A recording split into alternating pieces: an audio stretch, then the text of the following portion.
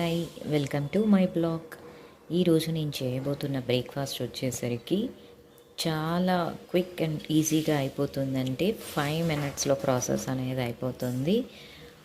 నేనేం చేశానంటే ఒక small size carrot, 1 small size onion and 1 cup of votes తీసుకున్నానండి. ఇది చాలా హెల్తీగా ఉంటుంది అండ్ ఎవరికైనా ఉపయోగం, healthy and high protein breakfast కూడా పిల్లలకైనా కానీ పెద్దవాళ్ళకైనా కానీ.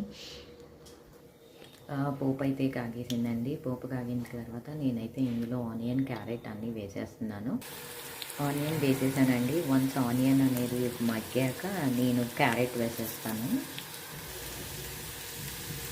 క్యారెట్ మగ్గేసిందండి. ఆనియన్ కూడా మగ్గింది. ఇప్పుడు నేను వాటర్ పోస్తున్నాను. అయిపోయినాయండి, అన్నీ మగ్గిపోయాయి. నేను ఇక్కడ మీకు వాటర్ చూపిస్తున్నాను. నేనైతే ఈ గ్లాస్ వాటర్ తీసుకున్నాను. 1 glass of water.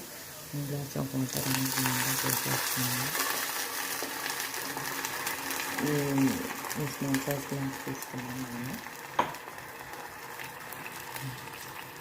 Salt add చేస్తున్నాను, దానికి తగినంత సాల్ట్.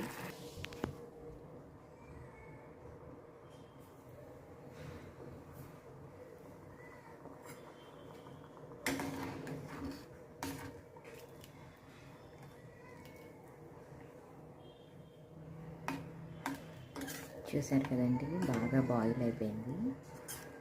కొంచెం వాటర్ అనేది కొంచెం బబుల్గా వచ్చినప్పుడు బాగా పొంగుతుంది కదండి. ఒక పొంగు వచ్చినప్పుడు మీరు అది ఈ ఓట్స్ అనేది వేసేస్తే బాగా వెంటనే ఫాస్ట్గా బాయిల్ అయిపోతుందండి. చూసారు కదండి, వాటర్ అనేది బాయిల్ అయిపోయింది. సో నేను ఇందాక చెప్పాను ఈ కప్ తీసుకున్నాను అని. ఈ కప్ సైజ్ ఆఫ్ ఓట్స్ వేసేస్తున్నానండి. నాకు అది 1.5 గ్లాస్ పట్టింది ఈ కప్స్ ఆఫ్ సైజ్కి. నేను ఆల్రెడీ దీనిలోనే అన్నీ మిక్స్ చేసేసానండి. ఇంక ఇది బాయిల్ అయిపోతుంది.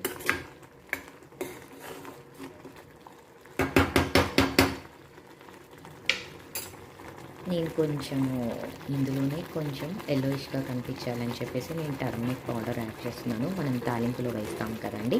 సో అలాగనే నేను ఇందులో పసుపు యూజ్ చేస్తున్నాను, చిటికెడు.